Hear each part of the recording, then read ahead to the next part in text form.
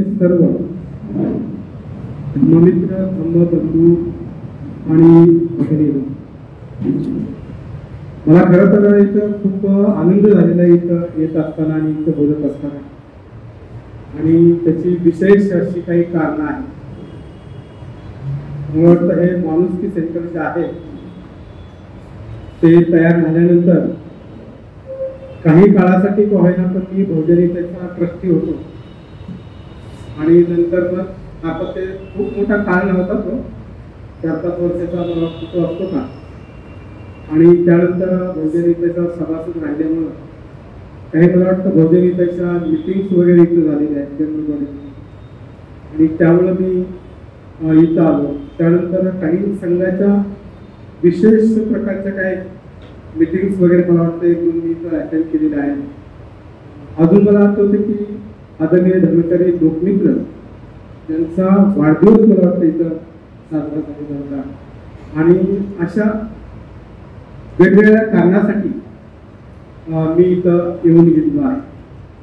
खरं तर येरोळ्या या भागामध्ये 1985 ला मी येऊन गेलेलो आहे, आणि त्यावेळेला आपलं धम्मविजय हे सेंटर होतं, ज्याच्यातून जसं धर्मचारी अभयराजा यांनी सांगितलं की मी उल्हासनगरला होतो, त्यांनी नाही सांगितलं की उल्हासनगरमध्ये आपलं हॉस्टेल आहे, मुंबईमध्ये उल्हासनगरला आपले बहुजन हॉस्टेल आहे, त्या हॉस्टेलचे कदाचित ते अधीक्षक होते तिथं, आणि त्यामुळे ते तिथं राहत होते. पण ती जी वास्तू आहे आपली हॉस्टेलची, त्या वास्तूचं जो एक भाग आहे तो विकत घेण्यासाठी आपल्या संघाने काहीतरी त्यावेळेला प्रयत्न केलेला होता, आणि त्याची अनामत रक्कम त्यावेळेला 25,000 रुपये होती, आणि ते 25,000 रुपये आपल्या या धम्मविजय केंद्रातून इथून मुख्य केंद्र आपल्या इथं असल्यामुळं इथून तिथपर्यंत घेऊन जाण्याची जबाबदारी माझी होती. कारण त्यावेळेला मी एक मित्र होतो, धर्ममित्र होतो, 85 ला मी धर्ममित्र होतो, आणि त्यामुळं पहिली भेट माझी त्या धम्मविजयाला होती येरोडला. आज मला तो सगळा येणं का लक्षात नाही, पण येरोडाला मी येऊन गेलेलो, पहिली माझी भेट आहे. त्यानंतर इथं जसं आलोय तसा धम्मविजयाला मी मागच्या 1-2 महिन्यामध्ये येऊन गेलो, जिथं जे धर्मचारीसाठी विनंती केलेले जे मित्र आहेत त्यांना कशा प्रकारे कल्याण मित्रता दिली गेली पाहिजे याच्या संदर्भामध्ये एक वर्कशॉप झालेला 16-17 मार्च किंवा फेब्रुवारी, आणि त्यासुद्धा कार्यक्रमामध्ये इन्व्हॉल्व होतो मी.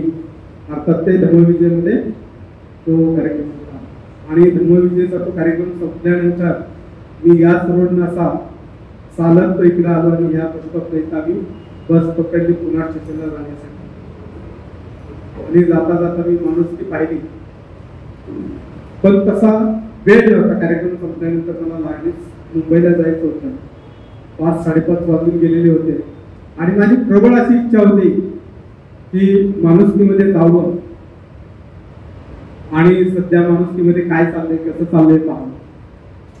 पण मला त्यावेळेला काय येता आलं नाही.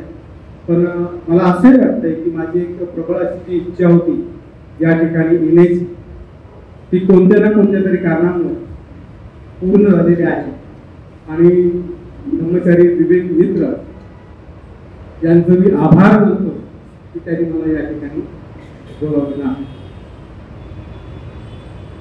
तर उपस्थित धम्मबंधू आणि भगिनीनो, धम्मचारी अभयराजा यांनी जसं सांगितलं की तशी आजची विशेष अशी पौर्णिमा आहे, तिला त्रिविध पौर्णिमा सुद्धा म्हटलं जातं, की भगवान बुद्धाच्या जीवनात महत्वपूर्ण ज्या घटना आहेत ते याच दिवशी घडलेल्या आहेत.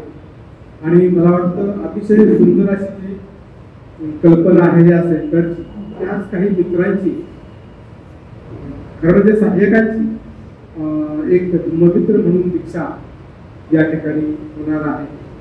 आणि मला वाटतं ही अतिशय सुंदर अशी गोष्ट आहे की खरं म्हणजे सरळ आपण आता काही इथं काय बसल्या बुद्ध कुणी होणार नाही.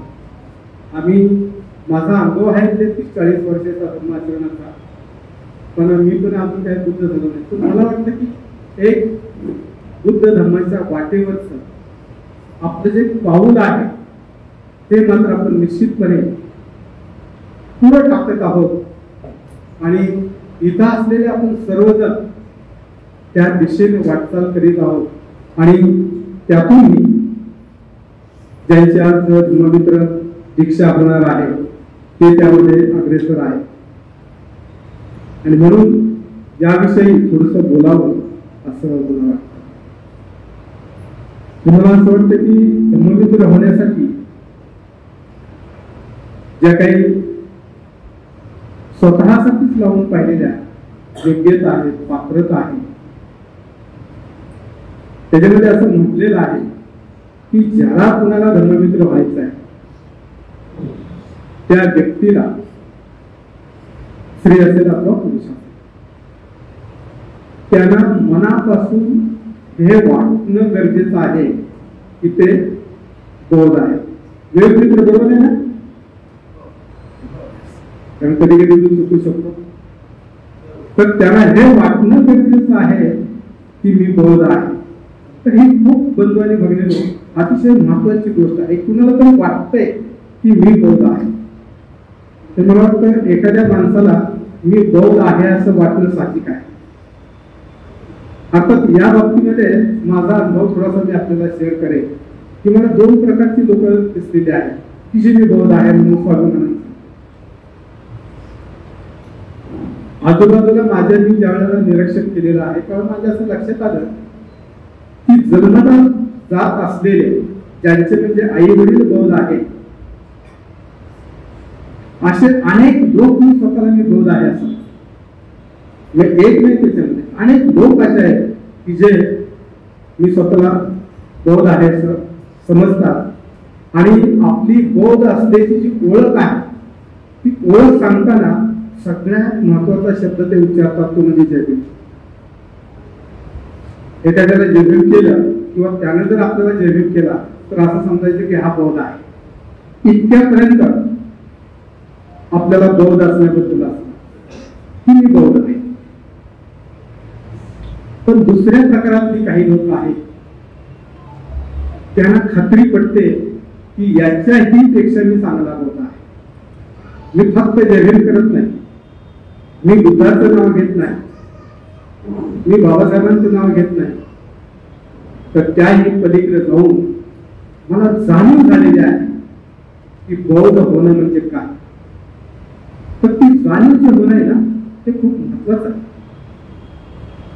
ही ज्याला जाणीव झाली ना तो माणूस सर्वप्रथम काय करत असेल तर तो पहिली गोष्ट कदाचित मला इतर प्रेक्षकांना कुणाला दोष नाही द्यायचा पण ही माहिती मला तुमच्यापर्यंत पोहोचवायची आहे की एखादा माणूस जर बौद्ध असेल तर त्याच्या जीवनामध्ये काय घटना घडल्या पाहिजे. पहिली गोष्ट त्याला हे कळलं पाहिजे की जगामध्ये देव नावाची गोष्ट नाही. पहिली गोष्ट ही कळली पाहिजे की जगामध्ये देव नावाची गोष्ट नाही आहे. मी माझ्याबद्दल सांगेन, इतरांच्या बद्दल सांगणं मला शक्य नाही. कालच मी माझ्या गावच्या भैरोबा नावाच्या देवाच्या जवळ जाऊन आलो. अर्थात मी दुसऱ्या काही कामासाठी गेलो होतो. त्या आमच्या गावच्या देवाच्या आसपास माझी काही जमीन आहे आणि ती जमीन पाहायला गेलो होतो आणि जो जमीन माझी करतो तो मराठा माणूस आहे. त्याने मला जीप मध्ये बसवलं आणि तिथपर्यंत घेऊन गेला. म्हणला हे मंदिर आपलं सुधारलेलं आहे वगैरे वगैरे. त्यामुळे काही गोष्टी माझ्या लक्षात आल्या आणि मग पुन्हा आम्ही आमच्या जमिनीकडे फिरायला गेलो. तर मग मी तिथं काही लोकांना सांगितलं की जे माझ्यासोबत काही पाठीमागं धर्ममित्र दवणे आहेत, काशीनाथ दवणे, जे मुंबईला राहतात बघतात, ते माझ्यासोबत होते. आणि मग मी त्यांना हे सांगितलं की हे जे मंदिर आहे त्या मंदिरामध्ये मी लहान असताना आलो आहे, अर्थात 10-12 वर्षाचा. आणि त्या मंदिरामध्ये हे मी पाहिलं की देव त्याच्या अंगात येतो जो दारू पितो. देव कुणाच्या अंगात येतो? जो दारू पितो त्याच्या अंगामध्ये देव येतो.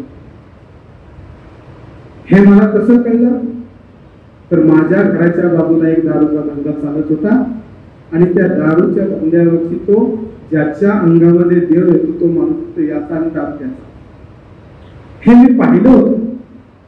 आणि ज्या दिवशी मी हे पाहिलं त्या दिवशी माझ्या लक्षात असं आलं की जगामध्ये देव नावाची गोष्ट नाही, कारण दारुड्या माणसाच्या अंगामध्ये देव येणं अशक्य आहे. जसं लहान मूल ज्या वेळेला पुढे जातं तेव्हा मग ते बापाच्या बरोबर असेल तर ते बापाचा हात धरून पुढे जातं, आणि आई जर असेल तर आईचा हात धरून ते पुढे जातं लहान मूल. तसं देव जर आपण ही कल्पना जर मनात करत असाल तर त्याच्या दूरला जाणारी दुसरी एक कल्पना आहे जी वास्तव नाही, आणि ती म्हणजे आत्मा. अनेक लोकांचा या बाबतीवरती विश्वास असतो की काहीतरी माझ्यामध्ये आहे, की जो मी आहे, काहीतरी माझ्यामध्ये आहे जो मी आहे, आणि त्याला आत्मा म्हटलं जातं हिंदू धर्मामध्ये. बौद्ध धर्मामध्ये त्याला चेतना, मन, चित्त, चैतसिक अशी बरीचशी नावं आहेत. पण आपण मात्र ज्या ज्या वेळेला फिक्स होतो, एखाद्या गोष्टीला धरून ठेवतो, त्या वेळेला तो आत्मवाद आपल्यामध्ये जागा होतो. तर हा आत्मवाद सुद्धा आपला सुटला पाहिजे जर आपण स्वतःला बौद्ध बनत असेल तर. अर्थात ही प्रक्रिया हळूहळू घडत जाईल, चिंता करू नका. तो एक प्रशिक्षणाचा भाग आहे या सगळ्या बाबतीपासून निघून जाऊ. ते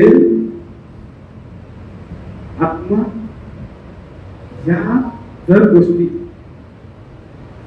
आपल्यातून निघून गेल्या तरच आपण बुद्धाच्या मार्गावरती येऊ शकतो. पण या बुद्धाच्या मार्गावरती एक असताना अतिशय सुंदररित्या बाबासाहेबांनी मुक्ती कोण पते या छोट्याशा लेखामध्ये काही ठळक अशी बातमी त्याच्यामध्ये आपल्याला वाचायला येऊ शकते. आपण त्याचा अभ्यास करू शकता, काही त्याचा अभ्यास केलेला नसतो. बाबासाहेब असं म्हणतात की जगामध्ये ज्या धर्मांचा प्रभाव आहे त्या धर्मामध्ये ख्रिश्चन धर्म आहे, मुस्लिम धर्म आहे, हिंदू धर्म आहे आणि बौद्ध धर्म आहे. त्या 4 धर्मांचा खूप मोठा प्रभाव आहे. त्यावेळेला होता, आज सुद्धा आहे. आणि म्हणून आज जगाच्या पाठीवरती आपण जर जनगणना केली जगाची तर मोठ्या प्रमाणामध्ये ख्रिश्चन आहेत, मुस्लिम आहेत आणि नंतर बौद्धांचा नंबर लागतो आणि त्याच्यानंतर हिंदू.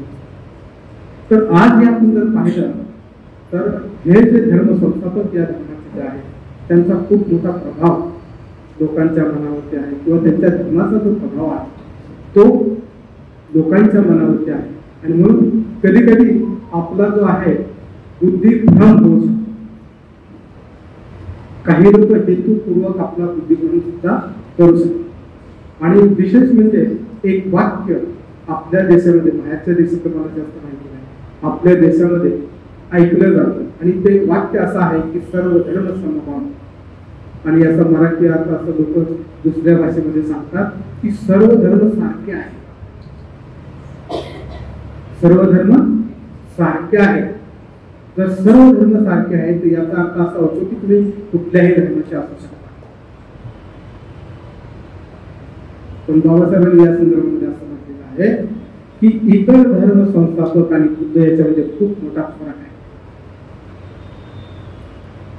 येशू ख्रिस्तानं सांगितलं, टीकेचा भाग नाही, हा वास्तव आहे.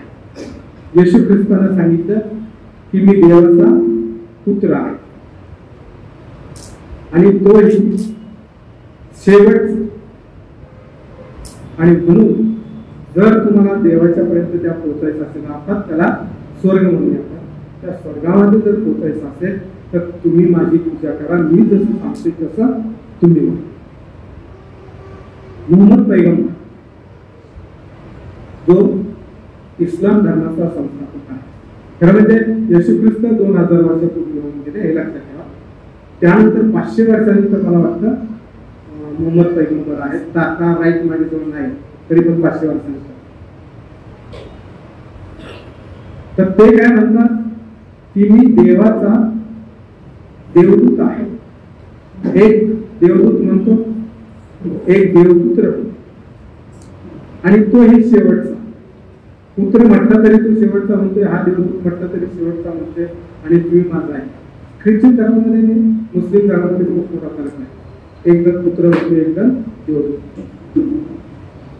त्यानंतर बाबासाहेब असं म्हणतात की हिंदू धर्माचा जो धर्म संस्थापक त्यांनी म्हटलेला आहे. कारण म्हणजे हिंदू धर्म आहे की नाही हा मोठा वादाचा मुद्दा आहे.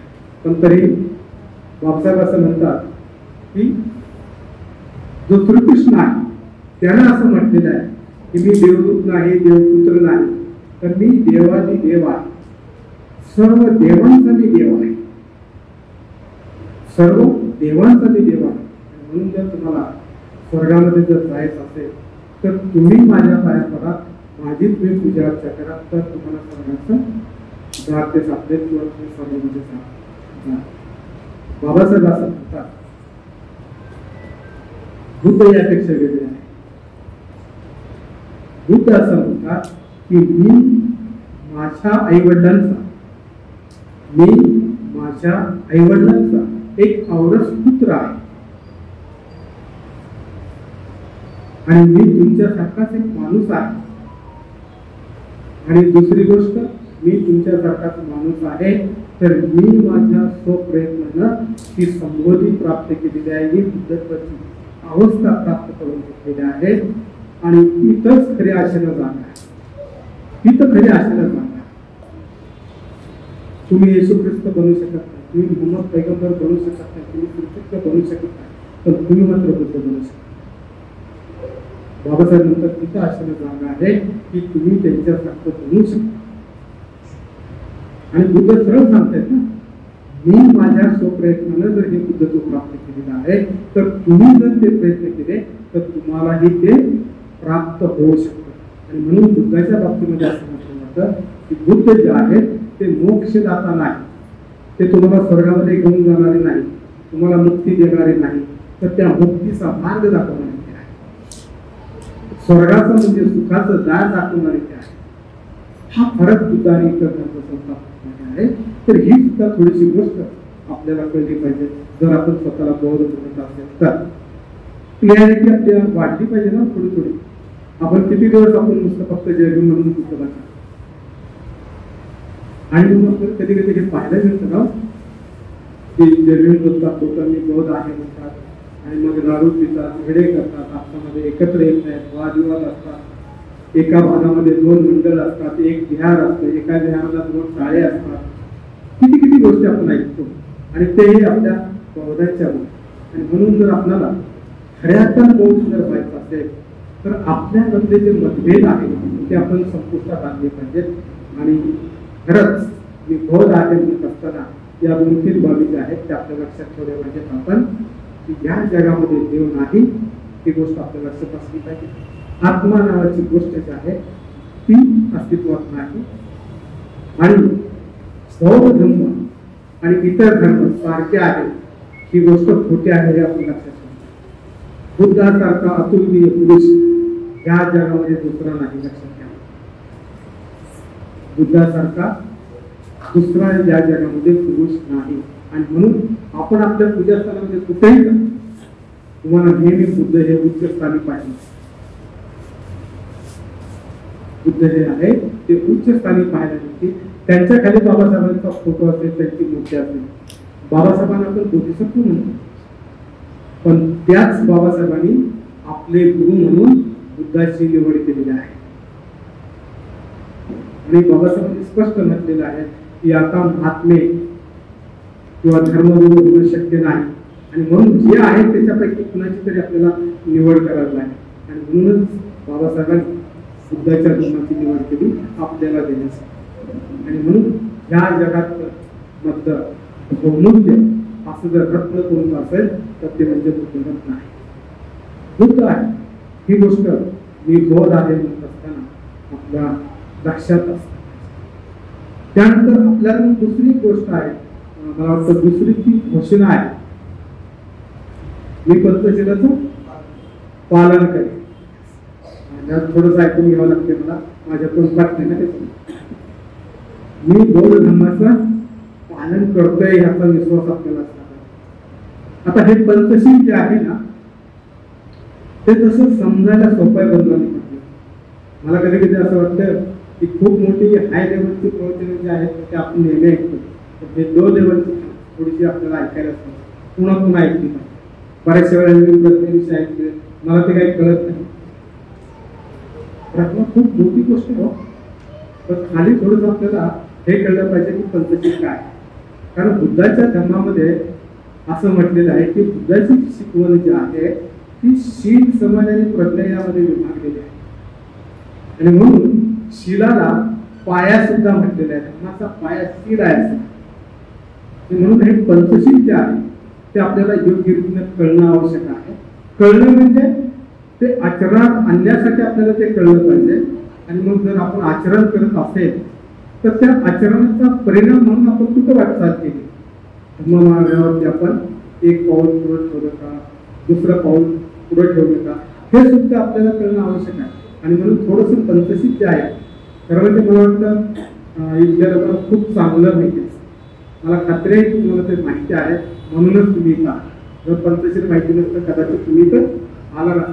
पण माझी जी समज आहे ती थोडीशी आपल्यासमोर ठेवावी असं मला वाटतं. कमीत कमी शब्दामध्ये पहिली गोष्ट जी आहे ते पानाती पात्रा देवळाची शिक्षा बनवणे. मी जीव हिंसेपासून अलिप्त राहण्याची प्रयत्न करतो.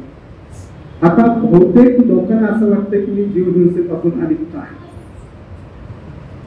पण एक गोष्ट थोडीशी आपल्याला लक्षात ठेवणं आवश्यक आहे की मी जीव हिंसेपासून जर अलिप्त आहे याची जर आपल्याला खात्री असेल तर आपण दुसरी गोष्ट आपण ही पाहिली पाहिजे की माझ्यामध्ये मैत्रीचा विकास होत आहे का.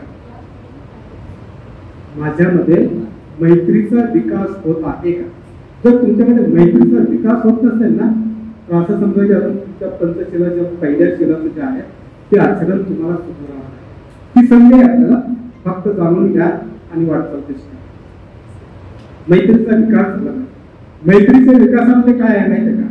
मैत्रीच्या विकासामध्ये हे आहे की माणसाला माणुसकीला जोडला. मला वाटतं ही गोष्ट चांगली आहे की आपल्या या सेंटरचं नाव माणसाला माणुसकीला जोडण्याचं जे काम आहे ना ते ह्या पहिल्या शिलामध्ये. कसं घडतं, आपण जर स्वतःविषयी मैत्री भावना करत असेल तर ती सहजपणे आपण आपल्या मित्राच्या प्रती करू शकतो. अभयराजा माझे चांगले मित्र आहेत, त्यामुळे आधी मला त्याला काही परिचयाबद्दल सांगावं लागलं नाही. ते म्हणजे आम्ही तिथे काय सांगतो, ते म्हणजे पहिली गोष्ट तुम्ही सांगा तर मी माझे चांगले मित्र आहेत.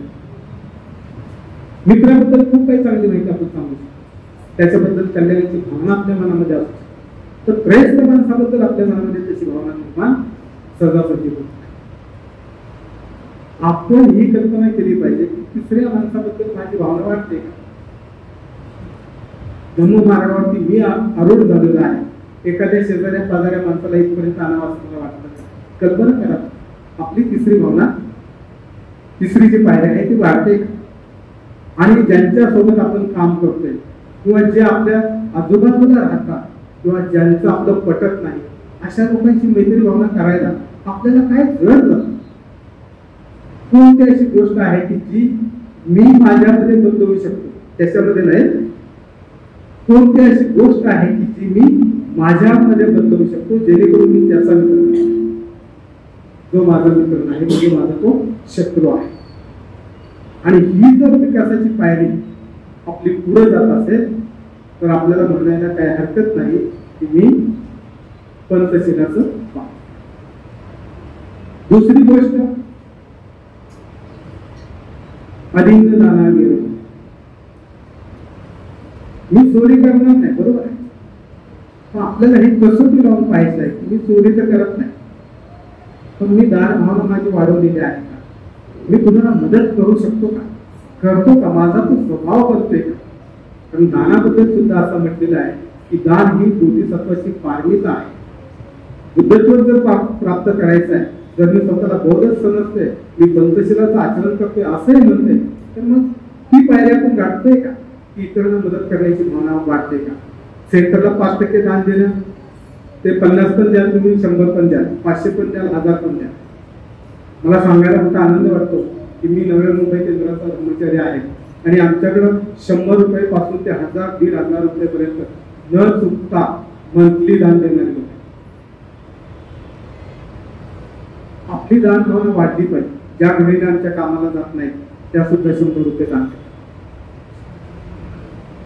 तर आपल्याला हे कसोटी आहे की आपण पंचशिलाचं जर पालन करतोय तर आपली दानाची भावना वाढते की नाही हे आपण पाहिलं पाहिजे. राहणे सुनिश्चित आराम देणं म्हणजे मी दुराचारापासून, दैहिक दुराचारापासून अलिप्त राहण्याची मी प्रतिज्ञा करतो. आपण नाही दुराचार, आपण स्वतःला हे पाहिलं पाहिजे की मी जर दुराचार करत नाही तर माझा स्वभाव जो आहे तो शांत बनलेला आहे.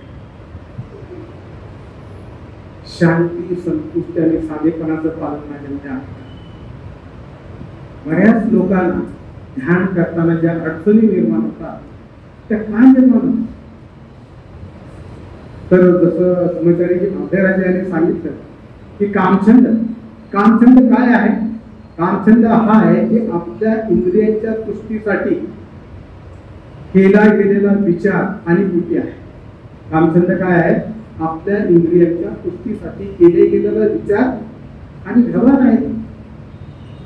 तो जर आपण कंट्रोलमध्ये ठेवतोय तर आपलं ध्यान चांगलं लागलं पाहिजे.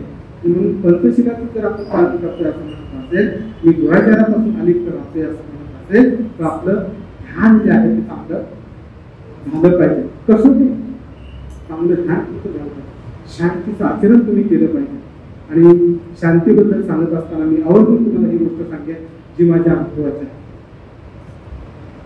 शांती आणि संतुष्टीचं पालन करण्यासाठी, विशेष करून शांतीचं पालन करण्यासाठी तुम्हाला सहनशीलता बाळगावी लागेल. सहनशीलता बाळगावी लागेल. आता माझ्या मित्रांनी पाहिलं तर माझा स्वभाव थोडासा तापट आहे. 2 ठिकाणी मी वादविवाद केले प्रवासात. एक इथं रिक्षावाल्याची दिला, एका बसमध्ये स्वभाव जो आहे तो थोडासा तापट आहे. आपण पाहते आपल्या स्वभावामध्ये नम्रता येते का, शांतता आहे का, सोडून देण्याची वृत्ती आहे का, शांती. चौथ्या गोष्टीमध्ये आपण पाहतो की मुसावादा निर्माण. आपलं खोटं बोलायचं नाही. आपल्याला असं वाटू शकतं मी नेहमीच खरा म्हणतो. बहुतांश लोकांची ही कल्पना असते की मी खरा बोलतो. आणि खरं बोलत असताना काही लोकांचं असं म्हणणं असतं की तुम्हाला ते वाईट वाटेल, कठोर वाटेल, पण ते करा.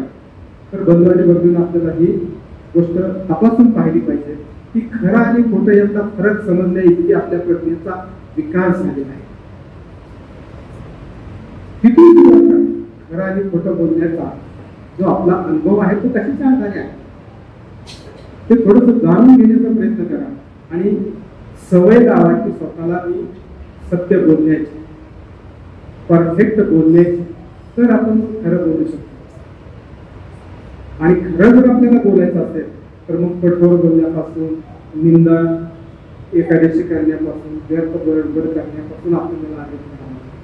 याच सगळ्या गोष्टी आपण बोलण्याच्या बाबतीमध्ये करतो. कठोर गुन्हा बोलायचं नाही, कोणाची निंदा करायची नाही, व्यर्थ बडबड नाही करायची. या जर गोष्टी आपण टाळल्या तर आपोआपच आपल्या वाणीवरती काय येईल? नियंत्रण येईल. आपली वाचा जर आपल्या नियंत्रणामध्ये आली तर कदाचित आपण सत्य बोलण्याच्या जवळ जाऊ. आणि शेवटच्या क्षणामध्ये सुरा म्हणजे दारू सारख्या नशिल्या पदार्थांच्या सेवनापासून अलिप्त राहण्याची मी प्रतिज्ञा करतो. याचं विधायक जे रूप आहे त्याच्यामध्ये असं म्हटलेलं आहे की स्मृती सुस्पष्ट आणि प्रदीप्त ठेवून मी माझं मन शुद्ध, मनाची शुद्धी बंधवानी बंधनं खूप महत्वाची. स्मृती आवश्यक आहे. कारण म्हणजे बुद्ध जे आहे ते अतिशय स्मृतिमान होते असं म्हणतात. दुसऱ्या शब्दामध्ये बुद्धाला असं म्हणतात की बुद्ध हे जागृत आहे. तुम्ही कुठल्याही साहित्यामध्ये पहा, बुद्धाला बुद्धत्व प्राप्त झाल्यानंतर ते गाढ झोपलेले होते, ते झोपेतून जागे झाले असा कधी शब्द कुणी ऐकला बिलकुल नाही. जागृत म्हणजे जागृतच होते. ते फक्त आणि फक्त आपल्या शरीराला काही वेळासाठी आराम देत होते. स्मृती त्यांची जागृत. झोपले जागेवर त्याचे पोहलेले असते तरी आजूबाजूला काय घडतंय याच्याबद्दलची सखोल अशी जाणीव त्यांच्याजवळ. अर्थात खूप मोठा टप्पा जागृती जो आहे तो प्रत्यक्षामध्ये बुद्धत्व प्राप्त केल्याशिवाय किंवा बोधिसत्व झाल्याशिवाय किंवा स्वतःपूर्ण झाल्याशिवाय आपल्याला कळणार नाही. मलाही तेवढा काही जास्त कळला नाही. पण तरी पण मला वाटतं की आपल्याला आपली जर जागृती जर वापरायची असेल तर कुठल्याही प्रकारच्या नशेपासून आपण कोणत्याही नशेचं आपण समर्थन नका करू. नशा तर करूच नका, पण त्याचं समर्थन नका. दारू पिऊ नका. महिला असतील मशेरी घासू नका. चहा पिणारे लोक असतील 10 वेळा दिवसातून चहा पिऊ नका. सुंदर लोक असतील तर सौंदर्याची नशा बाळगा. धनवान असतील, पैसेवाले असतील, श्रीमंतीची नशा ठेवू नका. अजून तुम्ही थोडंसं अधिक चिंतन करा, जे माझ्याकडून चुकलं असेल तर हे वेगवेगळ्या प्रकारची माणसाच्या मनाला नशा असू शकते. आपलं मन जे आहे ते धुंदीत असू शकतं, कारण मन ही एक अशी गोष्ट आहे की जी आपण जी कल्पना करतो त्या कल्पनेमध्ये रममान होत जातो. मनाचा हा स्वभाव आहे. आणि म्हणून ध्यान ज्यावेळेला लागत नाही ना, त्यावेळेला आनापान सतीच्या ध्यानामध्ये श्वासावर लक्ष केंद्रित करा म्हटलं की ते घरावर लक्ष केंद्रित करा. मैत्री भावनेचं पहिलं ध्यान, पहिली पायरी म्हटलं की शेवटची पायरी आहे. आपल्याला भानावरती असलं पाहिजे, स्मृती आपली जागृत असली पाहिजे.